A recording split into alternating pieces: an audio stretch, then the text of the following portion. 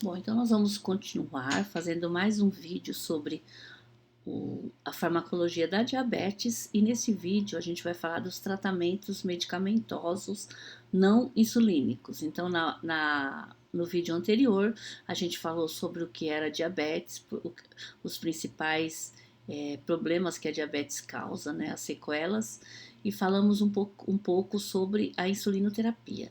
Então, aqui hoje a gente vai começar com esse esquema que mostra o local de ação dos fármacos utilizados. Aqui está fármacos orais, mas a gente vai falar de fármacos também não orais, no tratamento da diabetes tipo 2. Tem alguns deles que até eu posso usar junto com a insulina no tratamento da diabetes tipo 1, mas basicamente da diabetes tipo 2. Então aqui a gente tem representado o nosso intestino, aqui a gente tem o fígado, o pâncreas e as células musculares ou as células do nosso organismo. Aqui seria o sangue. Então, no sangue, na diabetes, a gente tem hiperglicemia. Então, quais os caminhos onde a gente pode reduzir esta hiperglicemia? O principal que causa hiperglicemia é a alimentação. Então, eu me alimento, a glicose cai na corrente sanguínea e me dá hiperglicemia. Então, um dos fármacos que vai diminuir a minha glicemia vai agir no intestino, diminuindo a absorção de carboidrato. Tá? Então, a gente vai ter um grupo de fármacos que vão retardar a absorção de carboidrato. Ele vai reduzir a minha glicemia.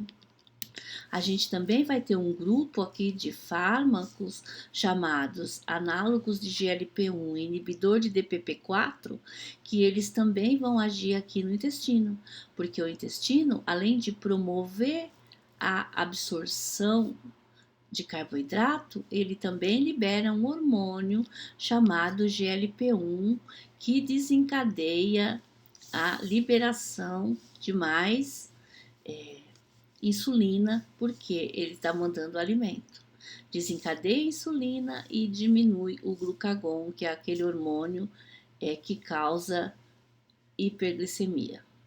Então, a gente vai ter aqui no intestino mecanismos de ação de fármacos no tratamento da diabetes. Outro caminho onde a gente pode reduzir esta glicemia é liberando mais insulina. E quem produz insulina? As células beta do pâncreas. Então, a gente pode estimular essas células do pâncreas a produzir mais insulina. Então, a gente tem aqui dois grupos de fármacos que fazem isso. Este tipo de medicamento, ele só pode ser usado realmente na diabetes tipo 2. Por quê? Porque na tipo 1, essas células beta aqui do pâncreas, elas estão comprometidas. Então, não tem como eu ficar estimulando a produção de insulina, porque as células estão com problemas. Mas na diabetes tipo 2, provavelmente, quando tem problema na síntese de insulina em relação à quantidade. Então, eu posso sim estimular essas células beta do pâncreas a produzir mais insulina. Então, é um outro caminho, um outro mecanismo de fármaco hipoglicemiante. Eu posso agir, e a gente já falou aqui anteriormente, quem regula a quantidade de glicose que vai para o sangue é o fígado. Tá? Então, o fígado libera glicose em situações de estresse ou de emoções fortes, por conta da adrenalina e do cortisol. Então, a adrenalina e o cortisol vão agir aqui no fígado, aumentando a glicemia. Então, o mecanismo de ação é eu diminuindo a liberação de glicose pelo fígado. É um mecanismo de ação importante que a gente vai ver principalmente aqui com esse fármaco muito utilizado, que é a metformina. A gente pode agir, então, que age aqui no fígado. A gente pode ter também um medicamento que faça com que eu diminua a resistência à insulina. Como? De alguma forma fazendo com que as células do meu organismo elas aproveitem melhor a minha glicose. A minha glicemia no sangue vai diminuir se ela conseguir fazer ser utilizada pela célula. A minha glicose vai entrar para dentro da célula, tá? Então vai melhorar a ação da insulina. Eu posso fazer isso. Então aqui, gente, estão todos os mecanismos de fármacos que causam uma diminuição da glicemia. Por isso são chamados de hipoglicemiantes. E a gente vai começar com um grupo, porque foi um dos primeiros a ser lançado no mercado, que é a sulfonilureia. Então, a sulfonilureia, ela vai agir aqui no pâncreas. E o mecanismo de ação dela vai ser o quê? Estimular a liberação de insulina lá nas células betas do pâncreas. Então, ela vai aqui, ó, sulfonilureia, nas células betas do pâncreas e vai estimular a liberação de insulina lá nas células betas do pâncreas. Então, a gente tem, numa primeira geração, os primeiros fármacos que foram lançados no mercado e foram utilizados para o tratamento da diabetes tipo 2, a gente tem um deles muito conhecido aqui, que é a clorpropamida.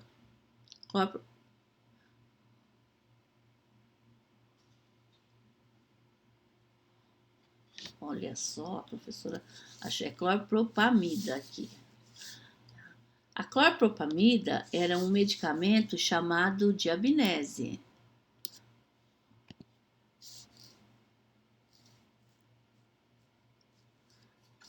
Clorpropamida, então, era um medicamento chamado de Abinese e durante muito tempo ele foi muito utilizado.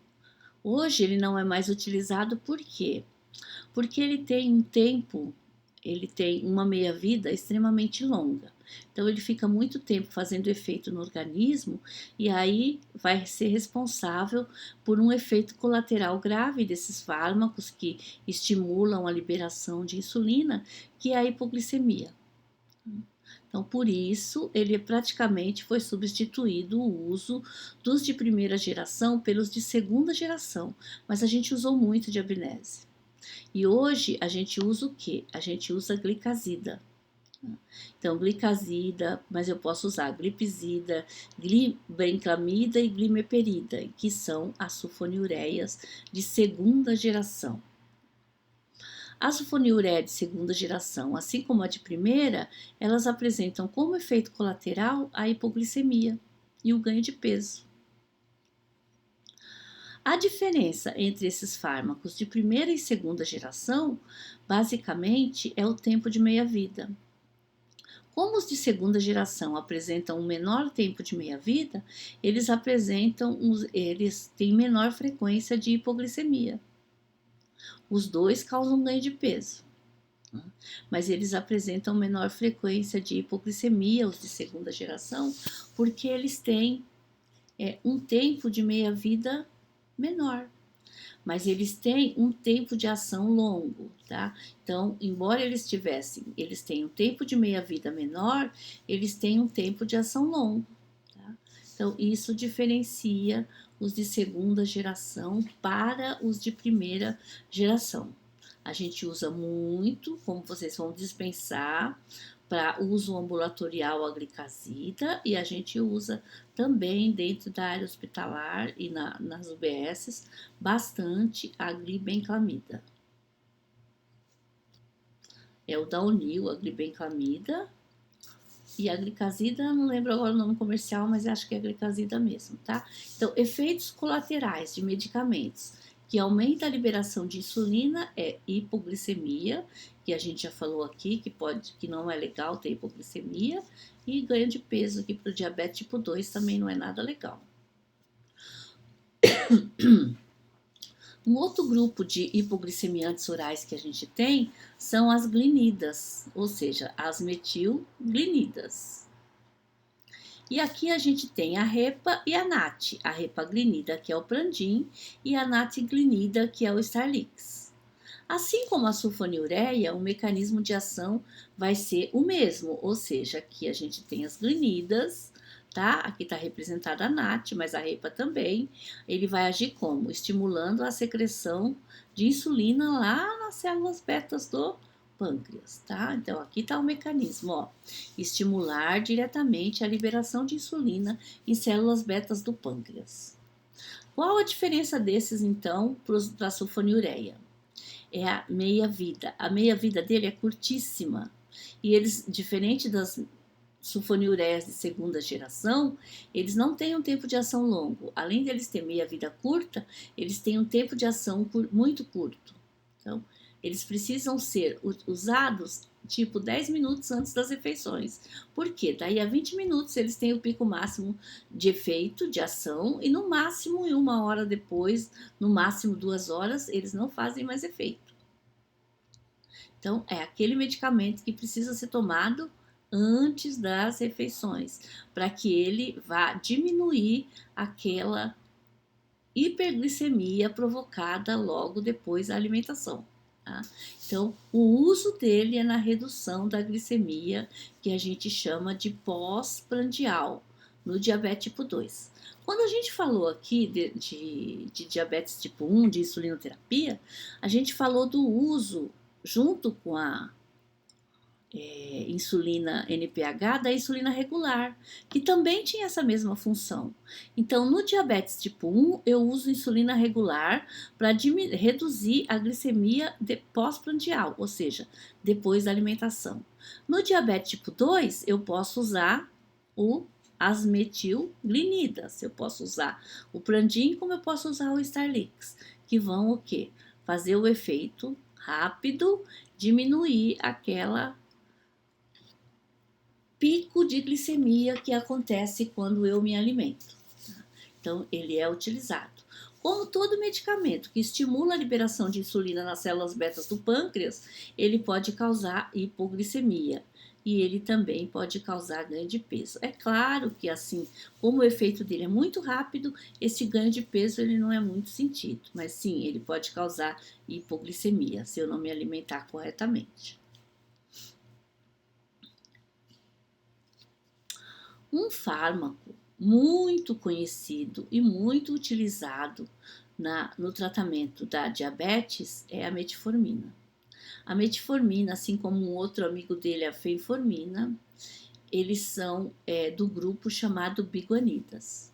E como vocês podem ver, ó, ele tem quase em todos os cantos lá onde a gente falou dos fármacos aqui, a gente pode encontrar as biguanidas. Então, as biguanidas agem aqui, reduzindo a resistência periférica à insulina, aumentando o aproveitamento de glicose pelas células. A metformina, ela pode agir aqui, principalmente aqui, reduzindo a produção excessiva de glicose no fígado. A metformina pode agir aqui, diminuindo a absorção intestinal de carboidrato, tá? Então, ela pode agir no intestino, ela age no fígado e ela age nas células periféricas. Ela só não tem ação nas células beta, ela não estimula a liberação de insulina. Então, vamos voltar lá aqui, as biguanidas, ó. O principal efeito dela é esse daqui, diminuir a produção hepática de glicose. Tá?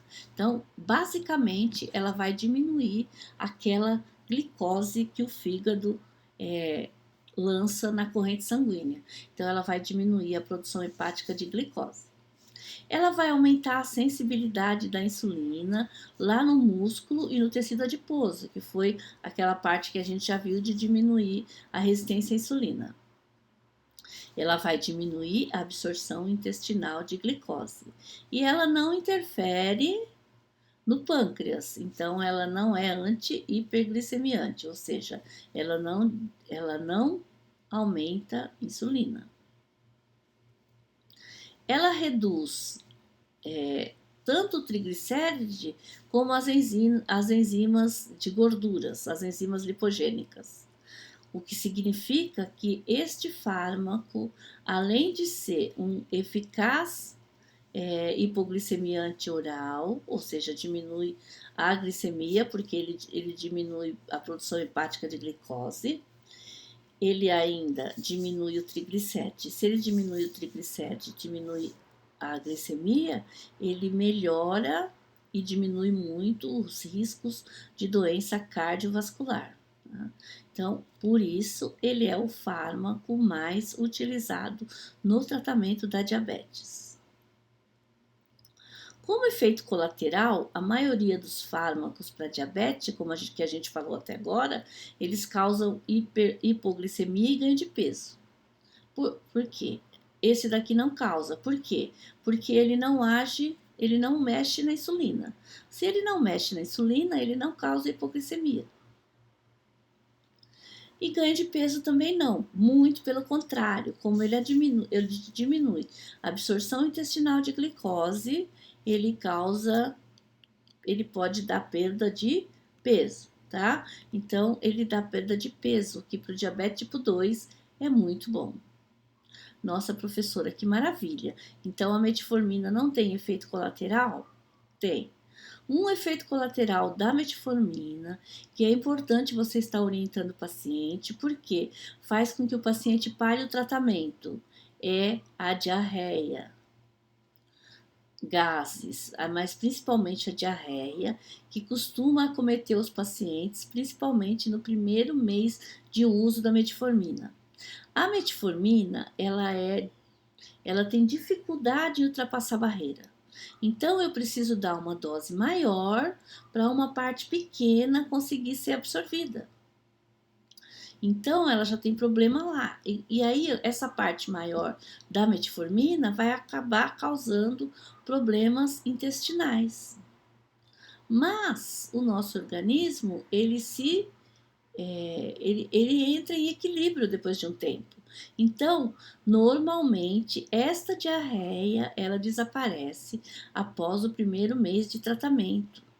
E ela pode surgir esporadicamente quando o paciente fizer ingestão de grande quantidade de carboidrato. Aí vai dar, de novo, a diarreia, tá?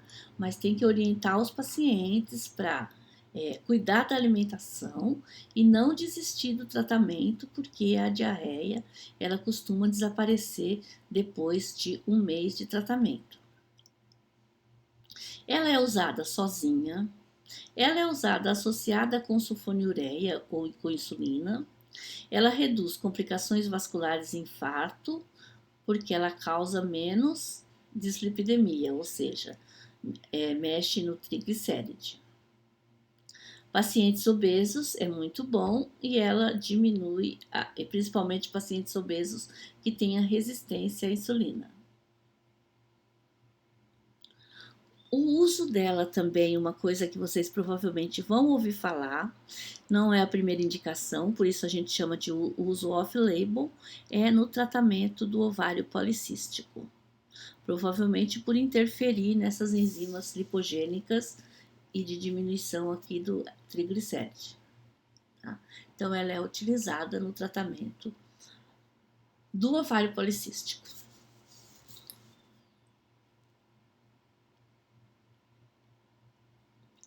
Um outro grupo de fármacos,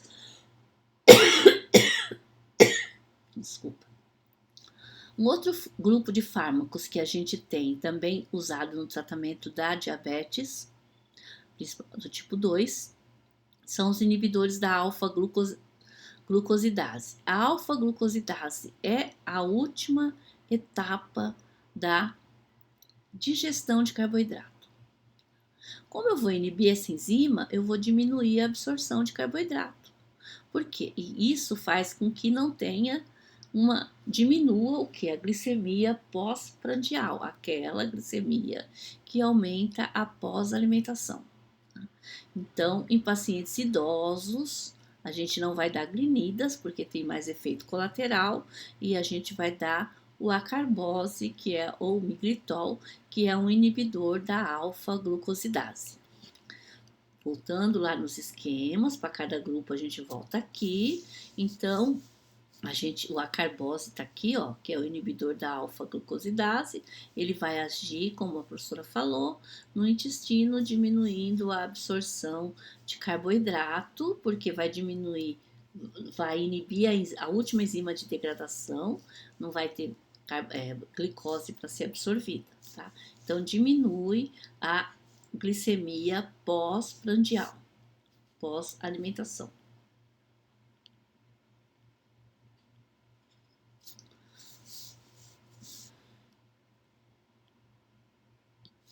Bom, e foi pesquisando medicamento, não só medicamento para emagrecimento, que a gente descobriu um medicamento para diabetes. Tá? Então, o pessoal fazendo pesquisa em medicamentos para diminuir a ingestão de alimentos, descobriram os incretinomiméticos.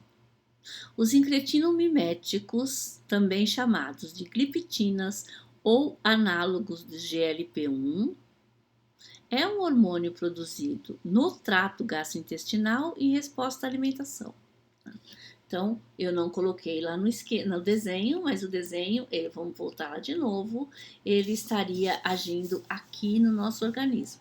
Então, quando eu me alimento, eu libero o GLP-1. GLP-1 é chamado proteína tipo glucagon, tá?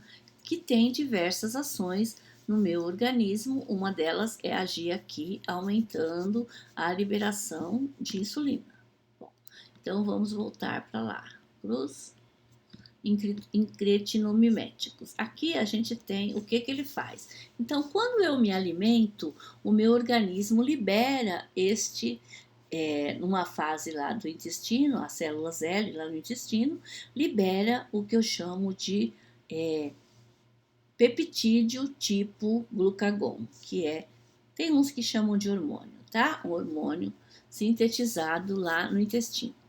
E o que esse hormônio vai fazer? Qual as ações biológicas desse hormônio? Eu acabei de me alimentar, o meu intestino libera. O que vai acontecer? Ele vai estimular lá nas células betas do pâncreas a secreção de insulina. E ele vai estimular lá nas células, ele vai suprimir lá nas células do pâncreas também a secreção do glucagon. A insulina é aquele hormônio hipoglicemiante, porque ele tira a glicose do sangue e joga para a célula, e o glucagon, o contrário, é aquele hormônio hiperglicemiante. Então, suprime o glucagon, que é hiper, estimula a liberação da insulina, que provoca hipo. Tá? Desacelera o esvaziamento gástrico, então me dá o que eu chamo de plenitude gástrica. Eu não preciso comer mais porque eu já me sinto satisfeito. Reduz o consumo, reduzindo assim o consumo de alimentos. Aumenta a concentração das células beta do pâncreas, então aumenta a produção de células beta e mantém a função das já existentes. Tudo isso aqui para melhorar a secreção de insulina, melhora a sensibilidade à insulina e ainda amplia a eliminação de glicose no rim. Nossa, é uma maravilha esse GLP-1. Bom, pensando nisso, o pessoal fez sinteticamente um medicamento análogo de GLP-1. Aqui a gente tem dois, hexanatida e liraglutida, que é o Bieta, e um outro que é o Victoza. O Victoza o pessoal usa muito para emagrecer. Bom, então aqui, o que inviabilizava o uso terapêutico do GLP-1, daquele peptídeo tipo glucagon? É a vida média. Ele tem uma vida média muito curta, menor que 3 minutos. Por quê? Depois ele é degradado por uma enzima chamada dipeptídeo peptidase 4. Então, para contornar essa limitação do tempo de ação, foram desenvolvidos os agonistas do receptor de GLP-1, chamado liraglutida, os glutida, dulaglutida e albiglutida. E os análogos de GLP-1 resistente à inativação enzimática, que são a exenatida. Então, a gente tem aqui exenatida, liraglutida, dulaglutida, albiglutida no mercado. A gente tem esses fármacos que são que simulam o mesmo resultado do GLP-1 no nosso intestino. Então, qual que é a ação deles aqui? A ação deles que a gente falou aqui, ó. Estimula a secreção de insulina, diminui a de glucagon, desacelera o esvaziamento gástrico, reduz o consumo de alimentos, aumenta a concentração das células beta e mantém a função das células beta, melhora a sensibilidade da insulina e amplia a eliminação de glicose, tá? Então, vai fazer todos esses efeitos aqui. Isso faz com que o paciente perca peso. E perder peso no tratamento da diabetes é extremamente importante. Esses fármacos são mais novos. Esses dois grupos aqui, agonista no receptor de GLP-1 e o análogos de GLP-1, os dois, eles são de uso apenas de uso injetável, de uso subcutâneo, eles não existem pela via oral. Para contornar esse problema e fazer a ação do GLP-1 pela via oral, foi que foi criado os inibidores desta enzima chamada de peptitilpeptidase, também chamados de gliptinas. Então, a gente tem aqui mais 4 fármacos que estão no mercado, que é a Cita, a Vilda, a Sacha e a linagliptina, que são o quê? Eles vão também fazer, aumentar o tempo de ação da GLP-1 nativa. Por quê? Porque eles inibem a enzima chamada DPP4, certo? Então, esses dois fármacos aqui, ó, eles fazem a mesma ação, eles aumentam a ação da GLP-1 nativo diretamente porque eles são agonistas no receptor do GLP-1 e esses daqui análogos de GLP-1. Enquanto este grupo aqui, ó, ele vai inibir a degradação do GLP-1, fazendo com que o GLP-1 fique mais tempo fazendo o efeito dele. Bom, tá? Então, voltando aqui, ó, a gente tem os GLP-1 que sofre a ação da enzima. Então, eu vou ter aqui, quando eu inibo essa enzima, tá? Então, eu tenho GLP-1 que é secretado, essa enzima vai e inativa. Mas aí, quando eu bloqueio essa enzima aqui, eu vou ter ampliação da vida média do GLP-1. Aí, eu vou ter todos esses efeitos aqui, ó. Aumenta a síntese de insulina, porque vai melhorar lá as células beta, aumenta a secreção de insulina no pâncreas, reduz a de glucagon, e isso tudo significa o quê? Diminuição da glicemia. Então, esses fármacos, chamados de inibidores de DPP4 ou gliptinas, estão sendo bastante utilizados no tratamento da diabetes.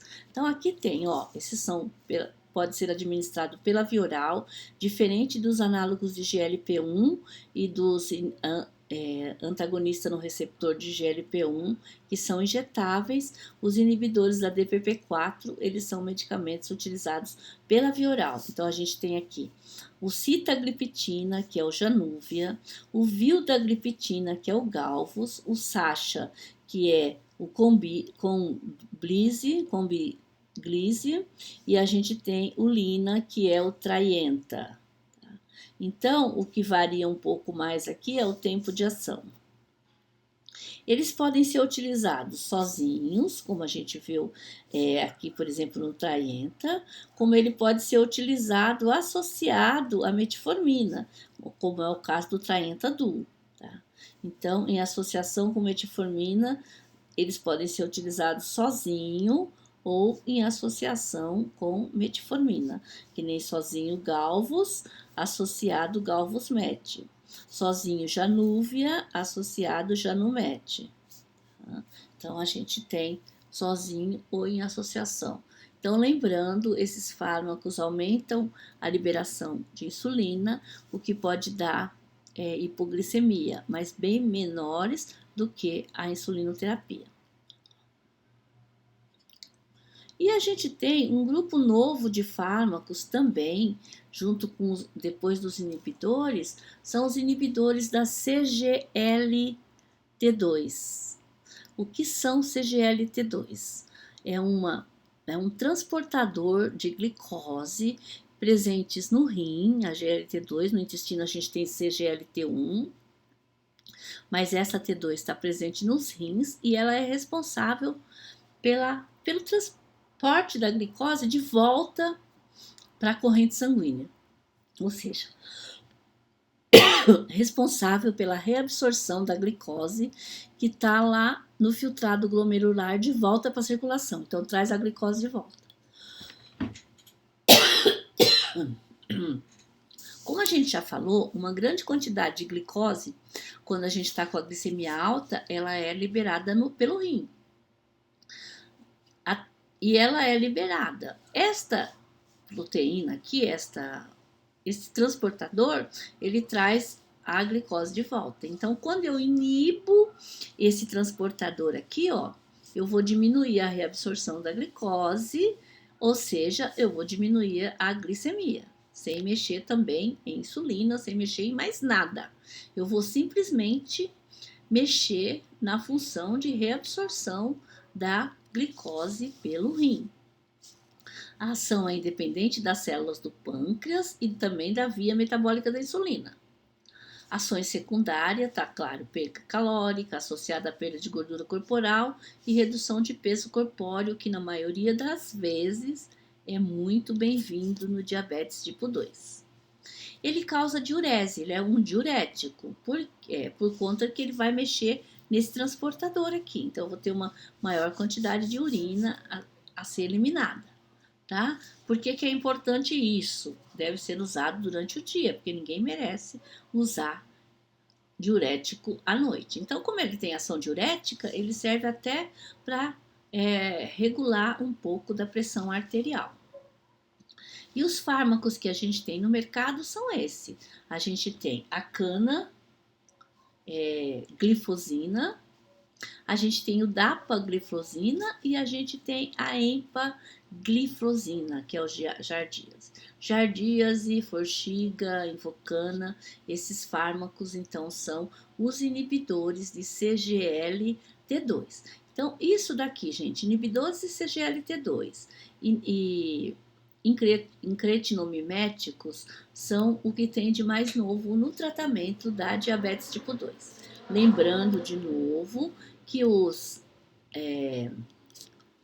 agonistas no receptor de GLP-1, eles são bastante utilizados no tratamento também da obesidade, tá? Porque como eles causam plenitude gástrica, diminuição do esvaziamento gástrico, eles são utilizados para diminuir perda de peso. Inclusive, a gente tem aqui a liraglutida em duas versões, que uma delas, o uso, que é a Victoza, o primeiro uso, tá? Indicação, tratamento da diabetes mellitus, e tem um outro produto que tá como Saxenda, que é a primeira indicação como tratamento da obesidade, tá? Então, a gente tem esses fármacos no mercado. Lembrando que esses inibidores da DPP4, os inibidores da DPP4, os antagonistas no receptor de GLT1 e os análogos de GLP1, eles podem sim dar hipoglicemia, nem tanto quanto aqueles que estimulam diretamente a liberação de insulina no pâncreas, mas eles também podem dar hipoglicemia. E esses aqui, que são os inibidores da CGLT2, eles têm que ser utilizados com muito cuidado nos pacientes que têm comprometimento renal, principalmente aqueles que têm infecções urinárias de repetição. Pode diminuir o espaço entre uma infecção e outra, tá? Então tem que ficar atento para isso, quem faz uso do grupo da glifosina. Então, glifosina, gliptina, análogos de GLP-1, inibidores de alfa-glucosidase, biguanidas, glinidas e sulfonilureia são grupos de fármacos hipoglicemiantes. Tá? Então, todos eles estão aqui representados, menos os incretinomiméticos e os inibidores do CGLT2, que são fármacos mais novos e então não entrou nesse esqueminha aqui, tá bom, gente? Então, hoje era isso que a gente tinha para estar falando para vocês sobre o tratamento da diabetes, tá bom? Obrigada, espero que vocês tenham aprendido. Aqui no finalzinho, gente, tem uma lista de medicamentos que são dos grupos de medicamentos, tá? É mais orientação para você estar dando uma olhadinha. Nossa, eu acho que, e caramba, eu pulei as glitazonas. As glitazonas, elas foram lançadas aqui, ó, essa daqui, ó, tem a pil glitazona. Eu acho que eu não falei dela, não. Nossa, pulamos ela. Deixa eu ver aqui se eu pulei ela na hora de colocar o material ou se eu pulei ela aqui na hora de falar. Eu pulei ela aqui mesmo na hora de falar dela. Que triste. Então vamos falar dela rapidinho. As glitazonas, elas vão agir basicamente diminuindo a resistência periférica à insulina. Então, o que acontece? Como elas diminuem a resistência periférica à insulina, elas foram lançadas no mercado com uma promessa de resolver o problema da diabetes tipo 2. Então, a gente tinha a pioglitazona, a troglitazona, né, que foram lançadas no mercado. Mas aí, o que aconteceu? Elas causam dois problemas importantes para a diabetes. Elas causam para o paciente diabético. Ela causa edema. Edema aumenta o risco de doença cardiovascular, que já é um problema grave do portador de diabetes. E outro problema que ela causou, ela começou a apresentar alguns casos ela foi associada a câncer de fígado. Então, por conta disso, a troglitazona, ela foi retirada do mercado nos Estados Unidos. Aqui a gente ainda tem a troglitazona ou pioglitazona. Só que os médicos, eles têm medo de prescrever.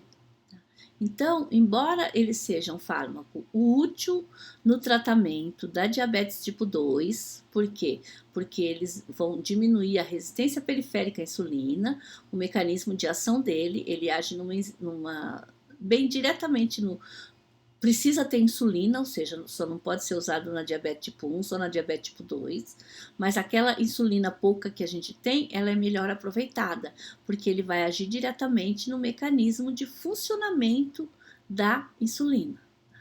Então, por conta disso, a gente usa com muito cuidado os medicamentos que são do grupo das glitazonas, tá? Bom, gente, eu esqueci de colocar elas ali, ó, mas eu não esqueci de falar delas agora, tá? Então, elas estão aí no mercado, a gente ainda usa a pioglitazona, a troglitazona, mas os médicos prescrevem com cuidado, porque não é legal usar fármaco para diabetes, que aumenta o risco de doença cardiovascular.